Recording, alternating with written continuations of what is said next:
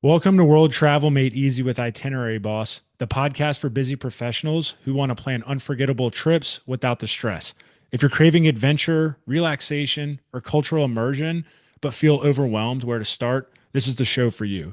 Each week, we dive into travel tips, expert strategies, and actionable advice to help you save time, money, and hassle while helping you design your dream trip. From group getaways to romantic escapes to adventure packed journeys and budget friendly tips, we cover it all. I'm Ross, your host and travel enthusiast, with over a decade of experience balancing a demanding career while also planning trips to over 25 cities in Europe, all over the US, Central America, the Caribbean, and beyond. I've mastered the art of stress free planning, and I'm here to help you do the same. If you love what you hear, don't forget to follow the show, leave us a review, as well as share it with a fellow traveler. I want to make your next adventure the easiest and most memorable yet. Now, on with the show. Welcome back to another episode of World Travel Made Easy. I'm excited today to have on a guest, Linda King, and she's coming to us all the way from Melbourne, Australia, for our US listeners. Really excited to have her on today. She brings a background around how to maximize rewards, also with experience in being a travel agent. And also, she's been to a lot of different cool places like the French Polynesia, Bora Bora, Cook Islands, PP Islands, which I'm excited to talk about since I'm going there in a few months. But really excited to have you on the show. How are you doing today, Linda? Doing well, Ross. Thank you for having me. Yeah, absolutely. Thank you for joining us. I know it's the afternoon for me, but it's a little earlier on your side. So your day's just getting started. But yeah, would love to just hear a little bit more about, your background. I don't want to short sell you, giving you that you're a travel agent and rewards travel, but would love to hear a little bit more about what you've done in the past and what you're up to now. Sure, yeah. My travel journey started as a kid. We started traveling then. And once I left school, it was like, you know what, I need to get into the travel industry. That's where my heart was, and I wanted to do more of it, see the fabulous world that we've got. So got into the travel industry with an airline and got the opportunity to travel the world. I also, as a travel agent, used to send a lot of people around the world as well. So that was great. So learn a lot. What I did, I left the travel industry and then went sort of challenged myself into a different area. So went into money management in banking, and then sort of came back into the travel industry, back and forth for a while. But what the one thing that I really got, and as your listeners would know, when you're working in the travel industry, you get a lot of perks and a lot of free, sort of not totally free flights, but really discounted flights. When I left the industry, I was like, well, you know what? I still want to do that, um, and still travel to these fabulous places. So that's when I decided to create the Smart Travel Lister, which was with, my love of travel, but also knowing how to manage money. And one thing that I used to teach clients about was reward miles, how to build them and then how to redeem them the best way to get the value out of those points.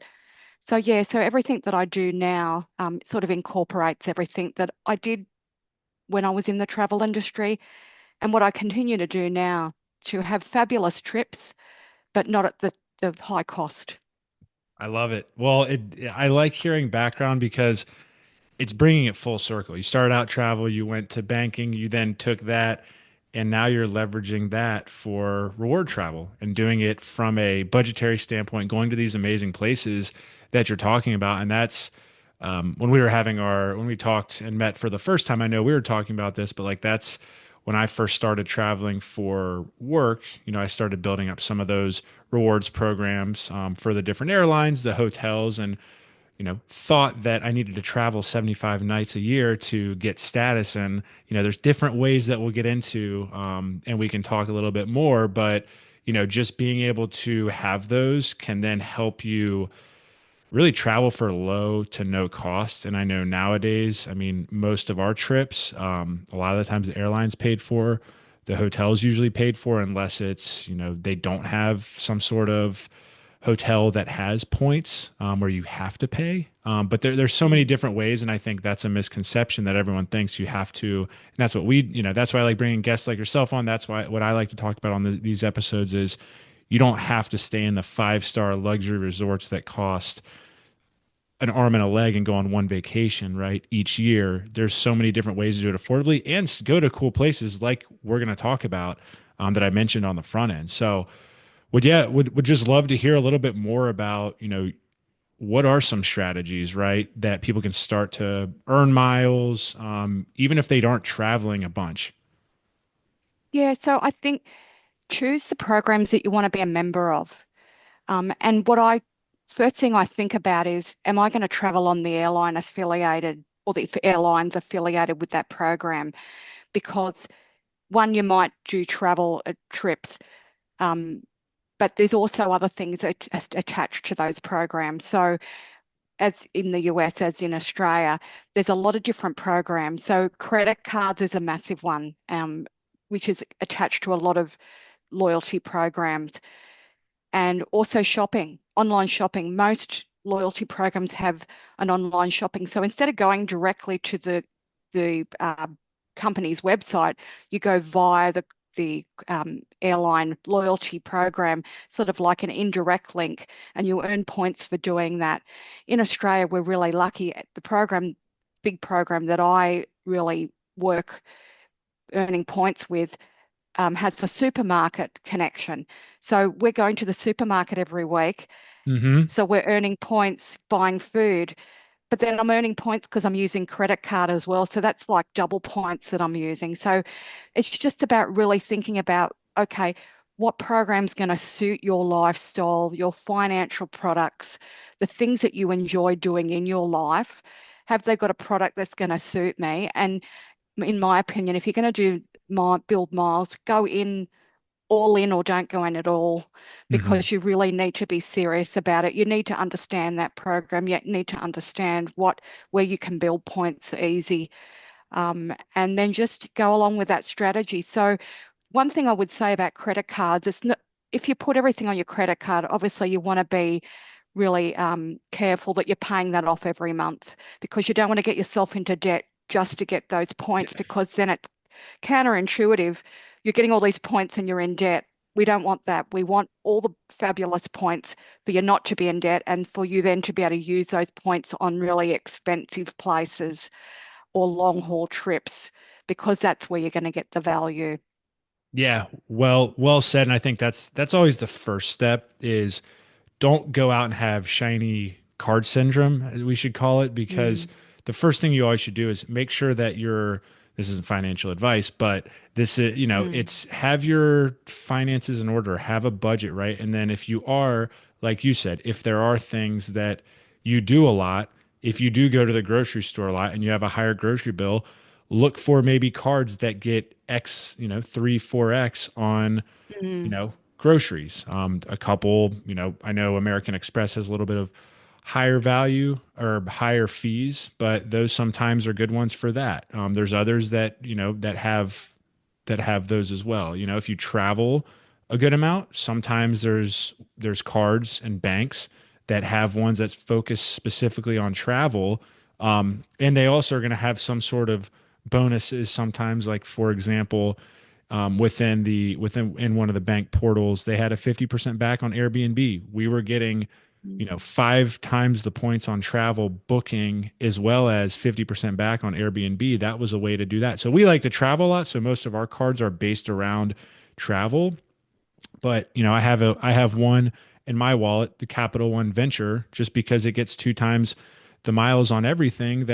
For simple stuff, if the other travel one gets 1 times, it's like I know which one to use. And if you don't know which one to use, there's different apps nowadays. And I actually have an episode that's coming up where I'll talk about a best one to get started, where you can house all your credit cards, but one that can actually point you if you aren't really deep in the game like I am is card pointers, where it'll tell you, hey, if you're going to this, and it actually has within the app it has a GPS that'll tell you if you're going to a store down the road, hey, use this card. So there's so many different resources out there, and I think don't go out and say, oh, I need to get all these different cards. It's like first think about what's most important to your lifestyle. If you're just going to the grocery store, then maybe get the one that's that. If you're like, hey, I like to travel a ton, get that. Because those miles are then going to be easily used. And we'll get into kind of transferring those. And like you said, long haul flights, going to expensive places, because that's where the magic happens that I wish I knew 10 years ago. I started learning that 3, 4 years ago, and really have dove in the past 2 years. But I think it's really just getting started with those rewards programs. And then you can start to do some of the exciting stuff, I know Linda and I are going to talk about. But I would love to hear, right? You talk about going to some of those expensive places and using those, or going on some of those long haul flights. Do you mind just kind of giving an example of a personal experience of what you mean? Yeah, so for us in Australia, we're a long way from everywhere, pretty much, other than Asia.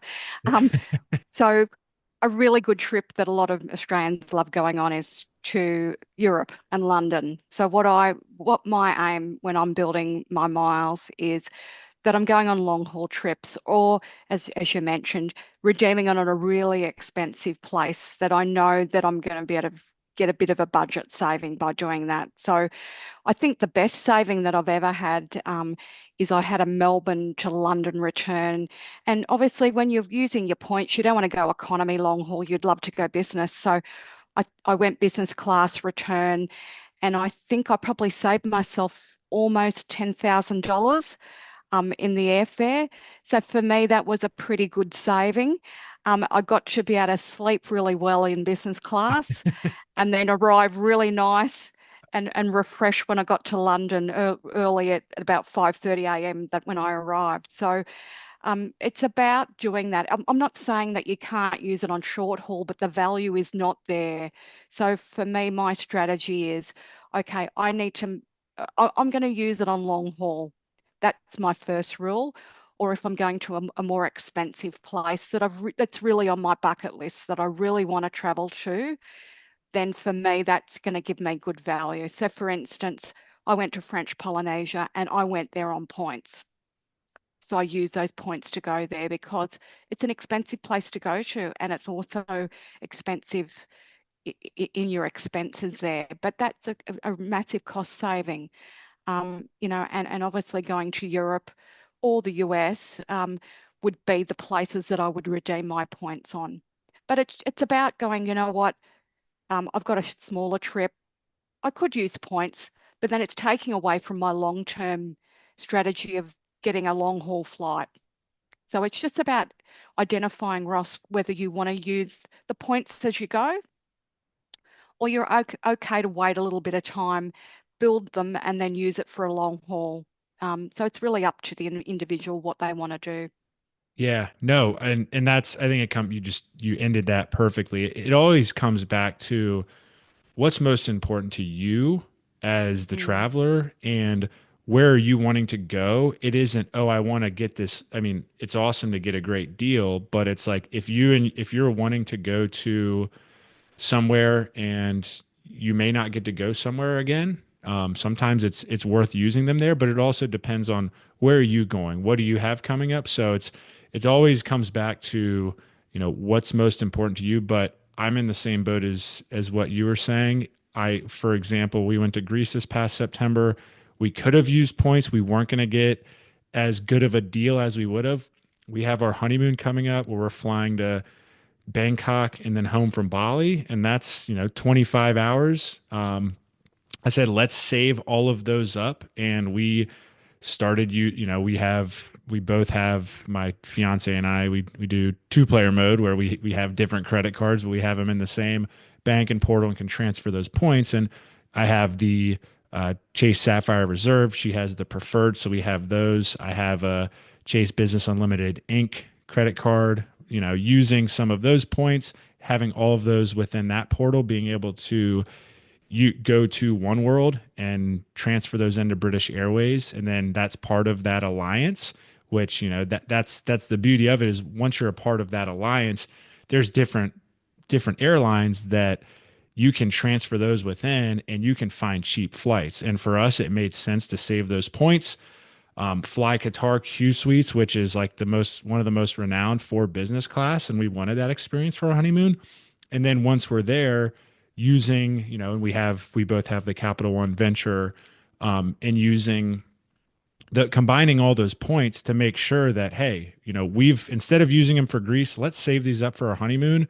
And other than like 2 stays, everything's paid for, and we're staying at a couple Hyatts waterfront, because we oceanfront, not waterfront. Well, same thing, but because we map that out, we plan that out, and I think that's the thing is when you once you know what's best for your lifestyle, what do you spend your money on, and you really plan it out.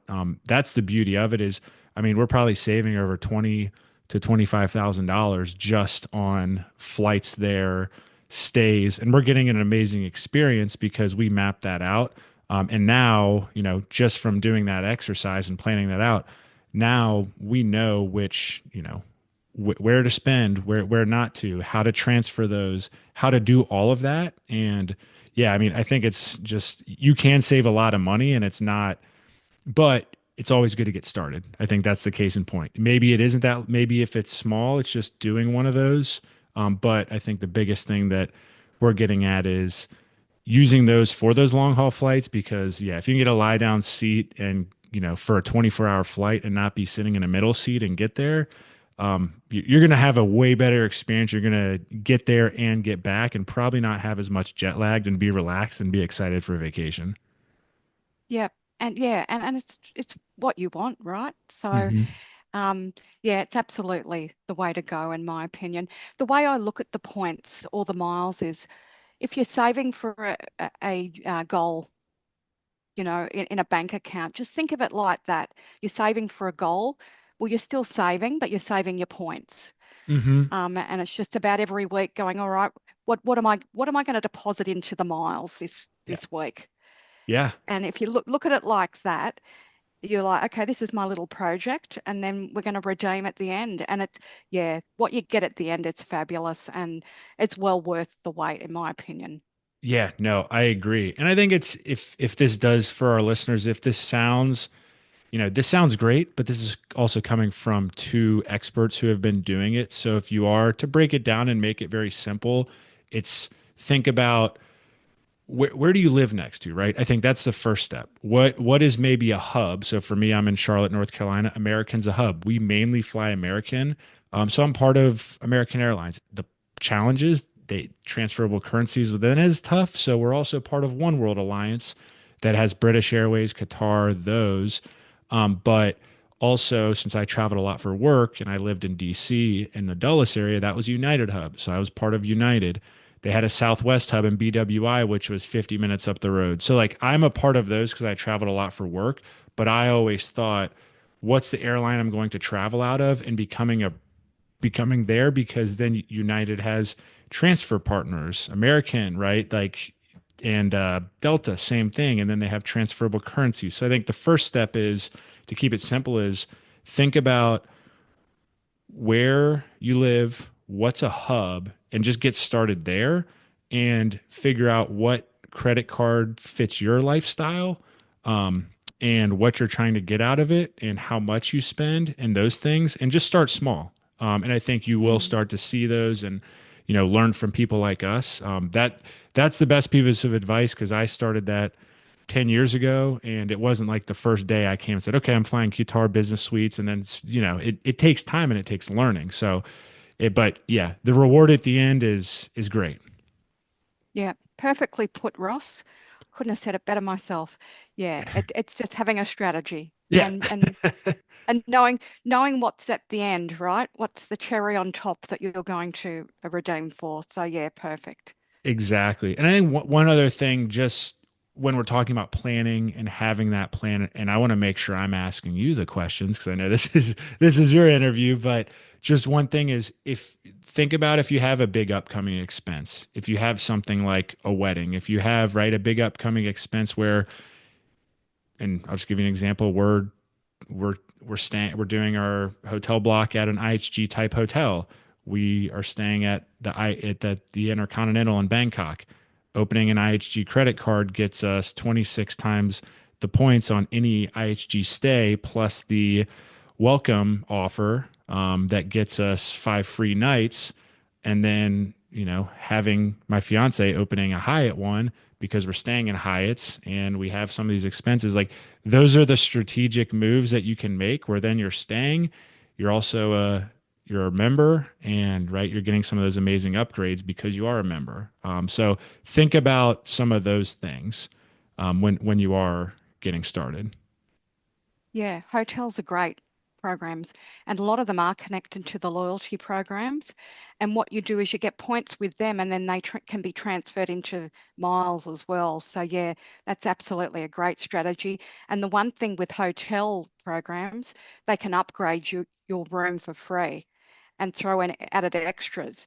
So, yeah, it's not only about the airline miles programs, it's also about hotels that you potentially might stay in. If there's a popular chain like Hyatt, as you mentioned, yeah, they've got a lot of bonuses that they will give to their members. So, yeah, it's just being really holistic, I think. Airlines, hotels, are there any other travel products that are also going to give you benefits? Then that way you're covered for Yeah. everything. And you've got all these other avenues to build points up with. So yeah, it's fantastic. What are some, so I want to stay on the topic of potential upgrades since we're talking about Hyatt. Like are there some ways that in the past you've done that, or some strategies or maybe messaging before you're going somewhere that you've sent to be able to get those type of upgrades to cut some cost? So I don't know whether your listeners know this, but if you're traveling in peak times, you're very unlikely to get an upgrade unless you're really high tier. If you're going in the off season, um, they've got less capacity within the hotels, and same with the airlines as well. And you're going to find that they will have capacity where they can upgrade you. So if I give an example, so say someone wants to go to Europe and it's the middle of summer and it's, between June and say beginning of September, it's going to be very rare that you get an upgrade because they're going to have pretty much a full house. But if you were to go, say, April before the peak, or maybe October or late September, then they're going to have less people staying with them. And it also depends on your tier. So if you're a good customer and you've been with that hotel and you use it quite regularly, then it's probably a better chance of getting upgraded because they've got capacity there. They've got extra rooms. So that's my big tip. The one big tip I'd give everyone is if you're looking, one, to bring down the cost of your travel, and two, you're looking for upgrades, then try and travel in those off seasons, so low and shoulder seasons, because that's when the capacity or the demand is a bit lower. Yeah. That's our favorite time to travel, is that late part of Mm. September, mid to late part of September to Europe, because it's less crowded.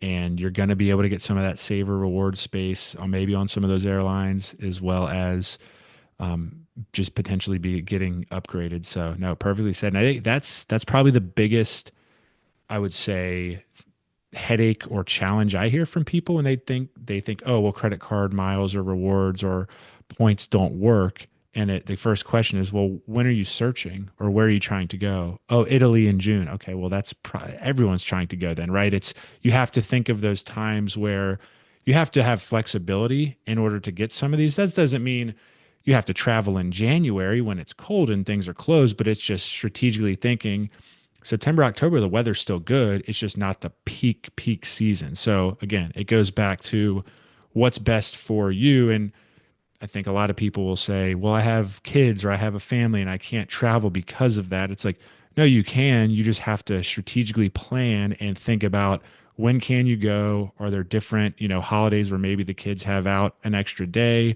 or to what extent are you thinking about doing that so you can save a little bit of money? So I think it always just comes down to just what's important to you, strategically planning and being flexible. Yeah.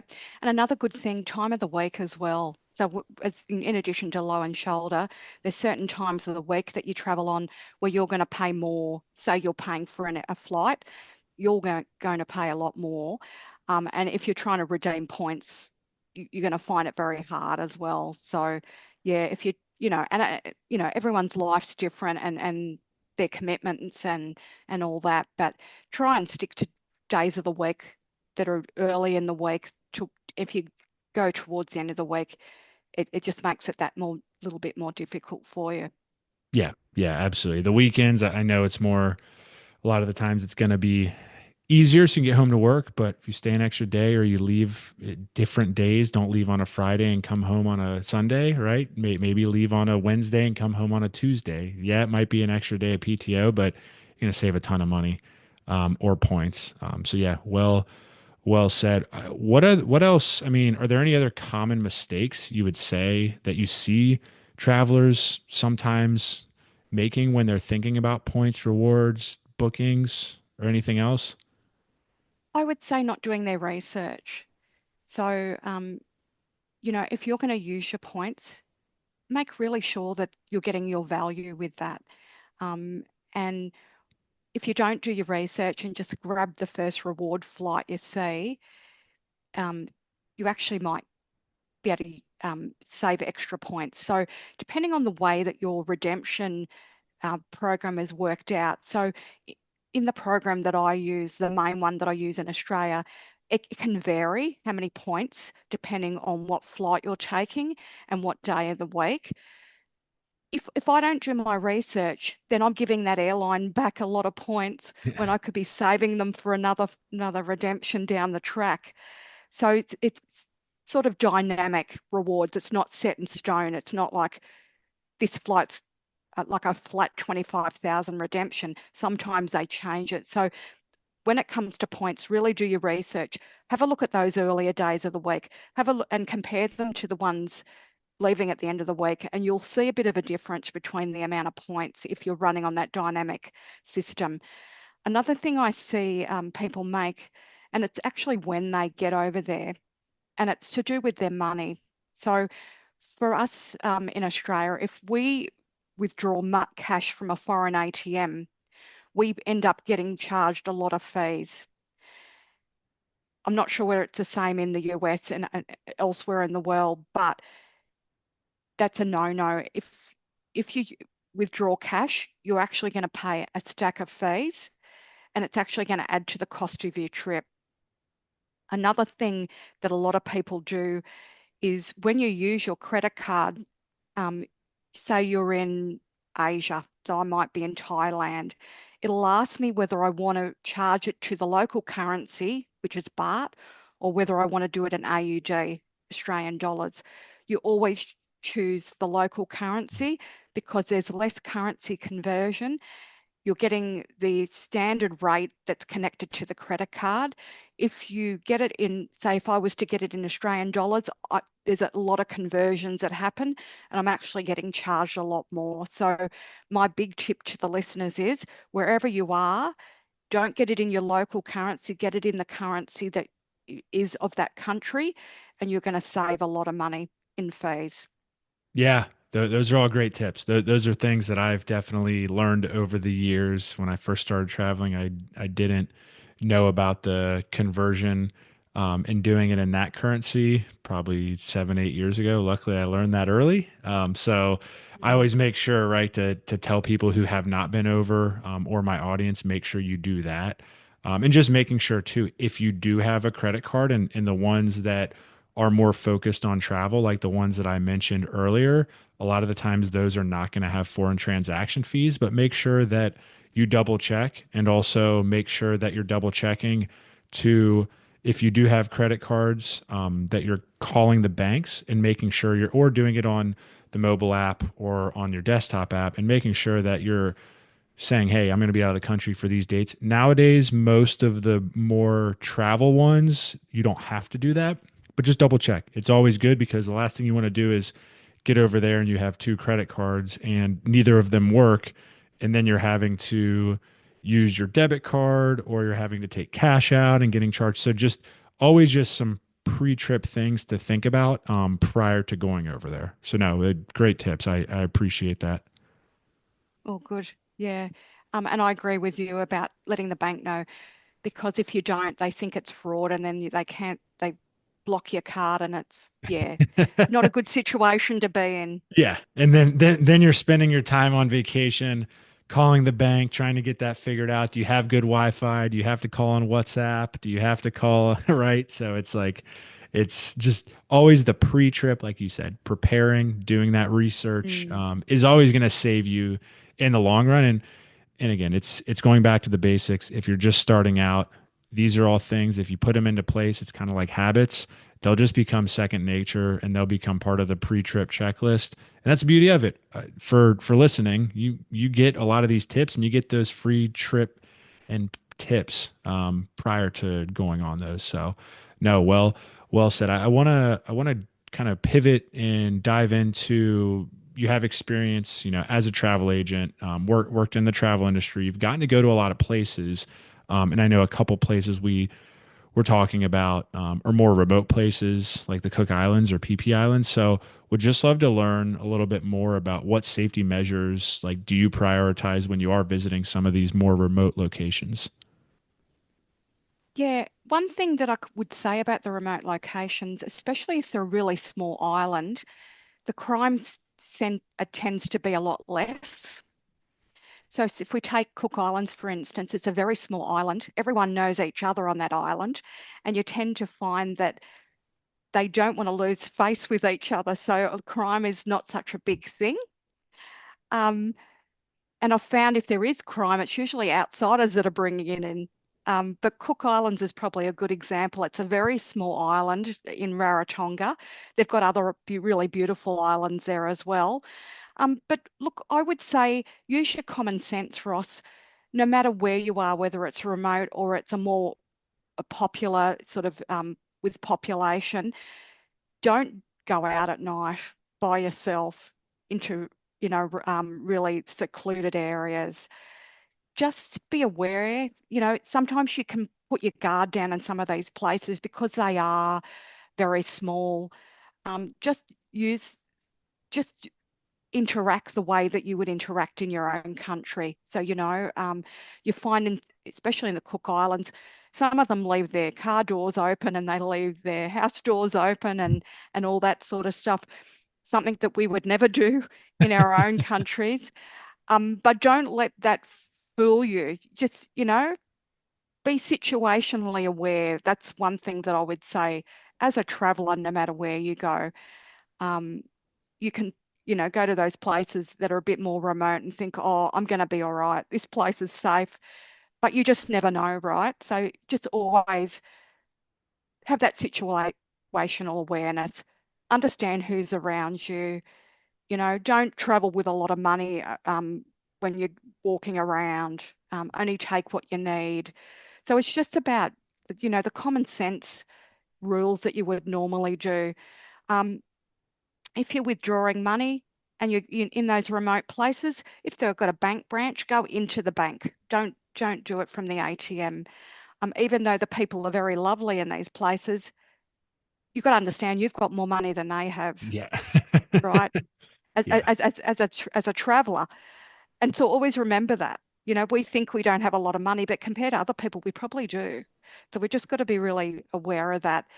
Um, in places like, say, Bora Bora and French Polynesia, um, I would have the same tips. They're probably a little bit more, there's a lot more population, maybe not so much in Bora Bora, but in, say, Tahiti and Moorea. But it's just about just being aware and enjoying yourself. These places are once in a lifetime places to travel to. They're really beautiful and lovely. And it's just about having a really good holiday. But just being self-aware, it would be my real big tip. And, don't go down dark alleys as you wouldn't do in your Yeah. own place anyway, Yeah. by yourself. I find that, if there's crowds of people and there's children and families, they're usually pretty safe or safer, not Hmm. totally safe, but safer. If kids are out and the mother and father are out, well, then that's probably a really good place to go to because the kids wouldn't be out if it was a really dangerous place. So, but yeah, that'd be my big tips. But really enjoy those remote places because it's a different experience. There's not a lot of people around. And it's not like an tourism place like say Rome or say Athens. Hmm. And it is a different experience. It's probably a really good opportunity to really recharge and have a mindful, maybe a mindful trip because you've got that time to really relax and yeah, just let everything go that it's in your normal daily life. Yeah, no, I agree with everything you said. I think it's just common sense, right? Not trying to stick out like you're the one who's on holiday. And also Mm. not, like you said, I think you brought up a great point. And one thing is don't wear if you do wear jewelry or even if you don't, like don't wear a bunch of gold, things that are going to draw chains, things that are going to draw attention to you. Because yeah, that's what's at the end of the day. I think you said it best. And sometimes you don't think about that when you're going on vacation. You're just like, hey, I'm going. That's not part of what's in the back of my mind when I'm preparing. So yeah, I don't have any jewelry. So for me, it doesn't like that's a nice thing. I don't have to prepare for that. But yeah, I think when people do, that's another thing just to keep in mind. Yeah, absolutely.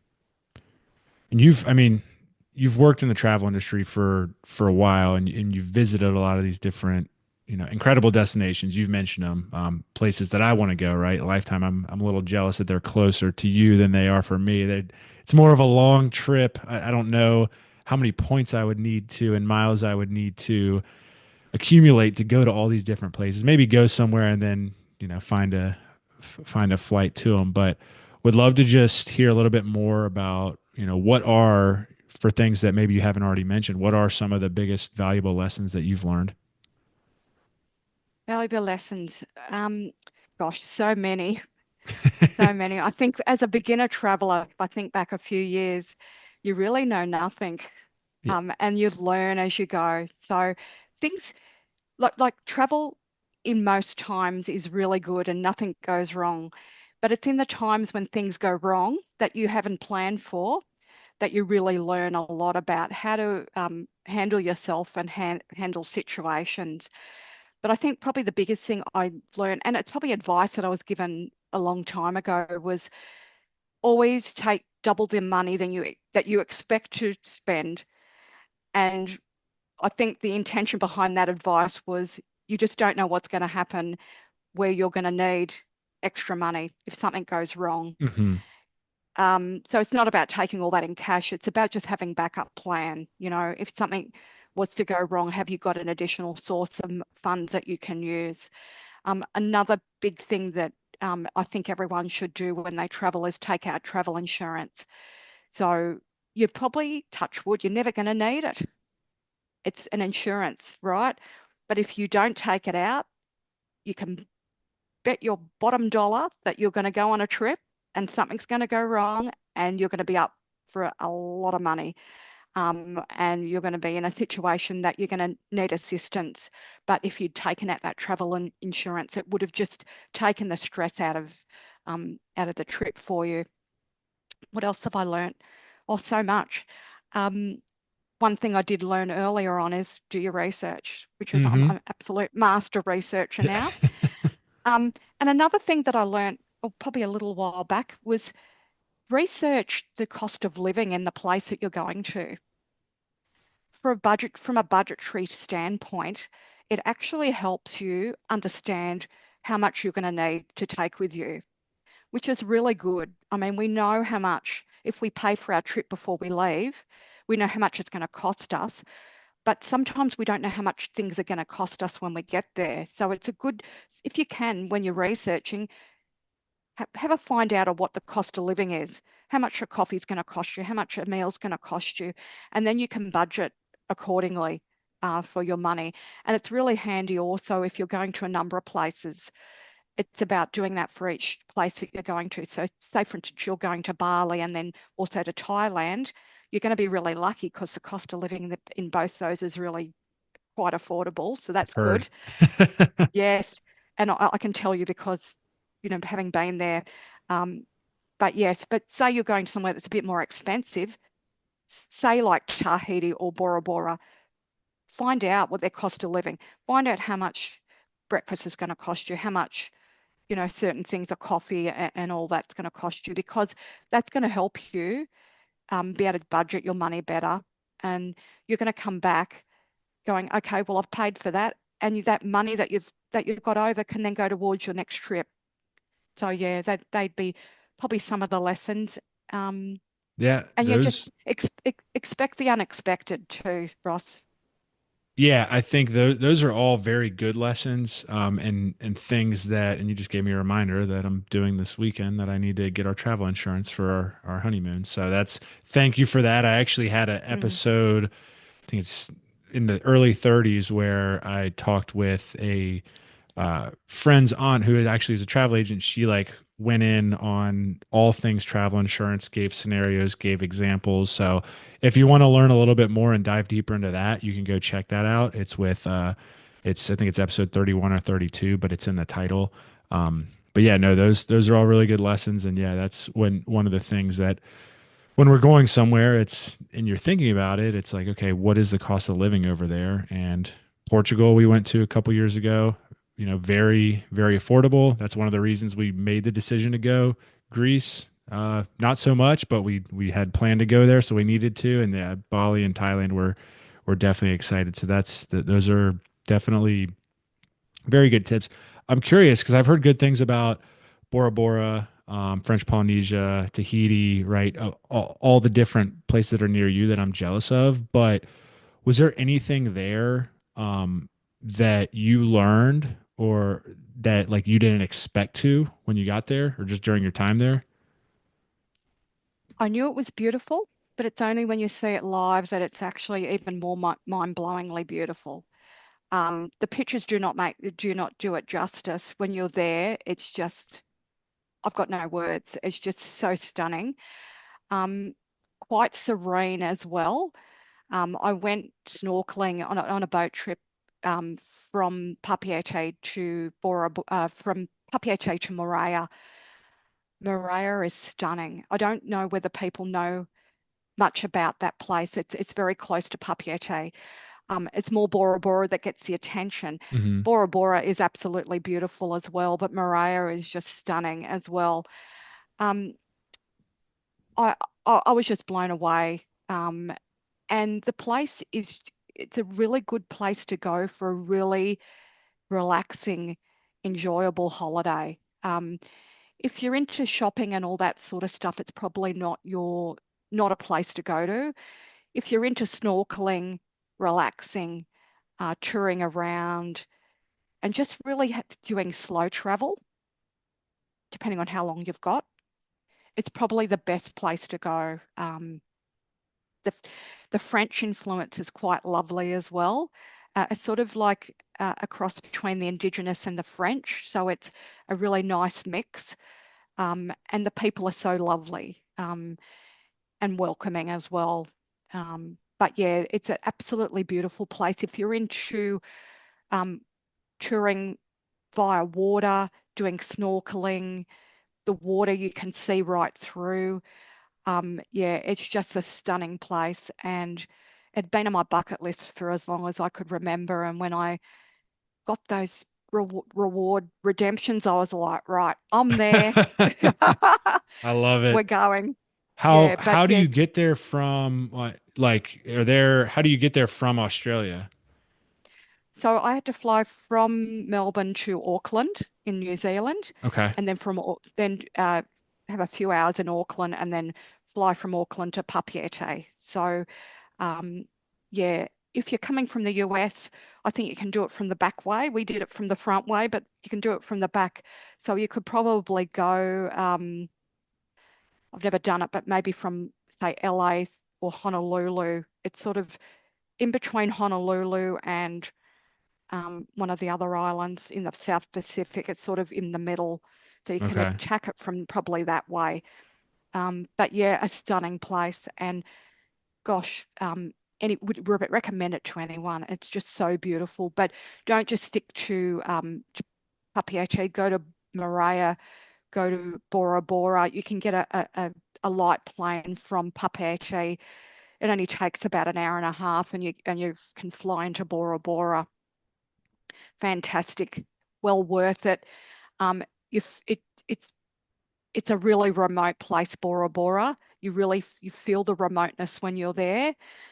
It's very pristine, really untouched as well. I mean, I know people do travel there, but it just feels like it's really untouched when you arrive there. And just be ready for the jungle there as well, because there are mosquitoes over there. So make sure you're lathered up quite well, and it can get really hot. For me, when I went there, I picked, of course, I'm very pale and the sun does not like me. Um, I said to them, "Oh, is it usually this hot?" And they went, "Well, you picked the hottest day of the year to come here." And I'm like, "Great, great." Um, Ended up getting a bit sunburnt, as you do, having white skin like me. But yeah, We're in the same boat, so that's good to know. I don't really get bit by mosquitoes, thankfully, but yeah, my fiance does, so I would have to, worry about her. yeah. That's My advice is for her to put it all over her body yeah. first before she gets her clothes on, because they are very sneaky, the Shower mosquitoes. in it. Yes, absolutely. Yeah, From so you can take a plane to Bora Bora, and then so any you can really access any of those islands from Papeete, correct? absolutely. Yeah. Okay. You can get a ferry from Papeete to from Papeete to Moorea. And it's not far actually. That's probably a good way. It's a different experience. Hmm. But any of those other places in French Polynesia, yes, absolutely can get a light plane from Papeete Airport. Okay. Interesting. Now I'm thinking of bucket list experiences. And Yeah. unfortunately, the miles are almost drained, but I think we've racked up some more just throughout the past couple months. So, Mm. well, very cool. I know you talked about before we wrap up. I think one thing that I've learned over the years and that we talked about when we first spoke, that you're really passionate about is right engaging with the locals, getting a feel for the culture. And obviously from the places that you go, it seems like that's your style of travel. So would love just to hear how that's added, you know, different experiences. And then, do you have any advice, kind of two-part question? Do you have any advice for people who are traveling who want to do that on their trips? Yeah, so by doing that, Ross, you go from being a tourist to a traveler, in my opinion. So what you're doing, and it again comes back to the research. Research a bit about the place. If it's a place you've never been to, research a little bit about the culture, a little bit about the people. If it's a place that actually doesn't speak English, learn a few words of the local language. It really endears you to the locals. You get to be able to have conversations with them if they speak a bit of English. You sort of introduce yourself with their language, and then they have a bit of a chuckle, and then um, you can have a really good conversation with them. It's about sort of making yourself blend into the local environment if you can. Be really observant about the way they're dressing, and try and dress accordingly if you can, just so you don't stick out, like we mentioned sort of earlier on. Um, what I would say, yeah, the way to do that um, is just to be really interested and ask questions. So have those conversations. Know, learn a lot about the place before you go, um, and ask questions. If you're only there for a short amount of time, it is a little bit more difficult to really understand and get yourself immersed in a place. But if you can stay for a few days, depending on your schedule, and just try and immerse yourself in that, go into the marketplace, look at what you see, what do you smell, what do you hear, what do you feel like when you're walking around. You really tap into your senses to really understand a place. I think we do this automatically in our own life, but it's really important. When you go to a new place, you're bombarded with so many different stimuli, visually, sound wise, smell wise, everything. To immerse yourself in a place and to really understand a place, you need to really get down and dirty. I don't mean that in a bad way, but get down and dirty and really immerse yourself. Go out into the markets. You could get some fruit maybe in the shop. Go out into the markets and buy that fruit. Interact with the locals. What do you see? What do you see around you? Watch people. People watching is actually a good way to really understand about a culture. You know, if you can watch people, you're going to learn a lot about a place by watching. And as I said, things you're bombarded with so much because everything's so new and it's a change to what you're used to, but just about being mindful and being present so you can absorb as much as you can about that place because then you really get the essence of a place. If you're just a tourist and you just go to the local tourist attractions, what are you actually learning about that place? What are you actually learning about that culture? That's really what I would say. If you've got the time and you've got the affordability of being able to do a bit of slow travel, it's about immersing yourself um, in the local environment because if someone was to ask you, what is it like going to Bora Bora or going to, Maria? If you've only been to the tourist attractions, that's all you can tell somebody. If you've immersed yourself in that local environment, you can go, well, you know what? You need to do this. You need to do that. I suppose it's something that I learned as a travel agent. Those customers aren't just coming for the tourist attractions advice. They're actually coming for that extra advice Mm-hmm. that's going to make that trip different. Yeah. And how do you do that? How do you do that? You've got to immerse yourself in that place to be able to actually give people those recommendations about that place. Because otherwise, you're lying to people. You've got to be Mm-hmm. authentic when you're talking about these places. So I would say that's probably my take on that, on those questions. That's great. I think going from tourist to traveler, I love that.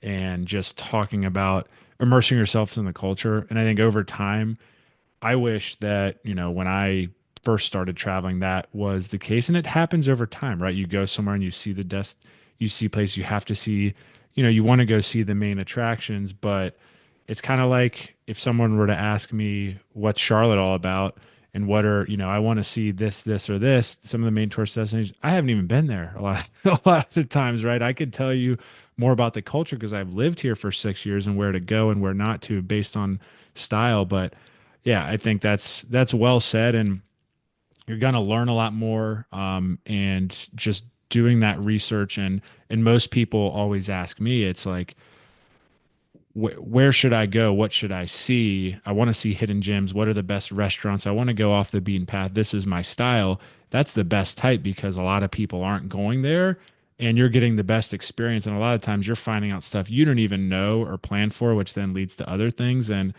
I think over time, you just continue to learn that and it helps you be more curious. And that's really what I try to do at Itinerary Boss is I try to help people get outside of I'm just going to go on vacation for 5 to 10 days and I'm going to go to an all inclusive where it's the same food buffet and it's, I'm going to sit there and just have a drink and stay at the place and just relax. Like that's great. But I think, you can do that in other places and also get out and immerse yourself in the culture. And then you'll start to learn and be more curious. That's really my goal is helping people find that adventure, do those fun things. And over time, you're just going to want more of it and you're going to see more of the world and have a good time. So no, well said. Just wanted to share that. And anything else before we wrap up? I know I think you have a book series on Amazon, if I'm not mistaken. So yeah, I've got two book series. So one is the Smart Travelista Guides, which is a popular topics with travelers. Um, we talk about safety. Safety and health is one of the books. Also about the miles, how to increase miles.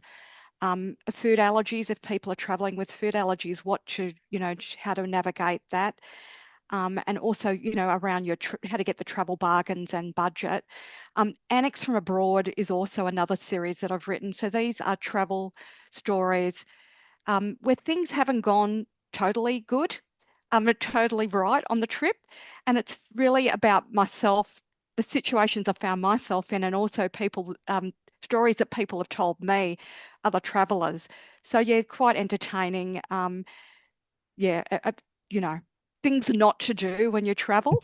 So you can learn by the experience and also be entertained as well. So yes, they're all available on Amazon. If you go to my website, thesmarttravellista.com, there's also mention of them there. But yeah, absolutely. If you want to learn more of the tips about travel and then also be entertained, I would highly recommend both series. I think the Antics Abroad is calling my name if I want a funny. I got a long flight over on our honeymoon. I need some. I've had a couple different authors come on, and every time at the end they mention their books, and they're all every single one has a little bit different of a story, which Mm, I think I need to get a few. So no, I love that, and I think one thing too is something that I don't think about because I don't have food allergies. But if you are traveling abroad with those, that's very important. And I think health and safety is probably the biggest, I would say, thing that gives people analysis paralysis is I don't know what to do when I get over there. So mm. I love that, and I think that's a very valuable asset that you have. So Mm. I'm not selling for her, but everyone make sure you go check out her books on Amazon. I'll make sure to link those in the show notes. Linda, really appreciate you coming on. This was really fun. And for our listeners, if you like this podcast, make sure you give us a follow so you don't miss any upcoming episodes. You subscribe so you don't miss any upcoming episodes, as well as make sure you share it with a friend or family member who you want to help because this is what our goal is to help people travel more. And if you think it Mm. deserves a 5-star review, make sure you give us a 5-star review. That helps us grow the show and reach more people. But Linda, again, really appreciate you coming on the show. Thank you so much. And I look forward to continue talking with you and reading your book here in the next couple months. Thanks for having me, Ross. It's been a pleasure. Yeah, you're very welcome. Thank you so much.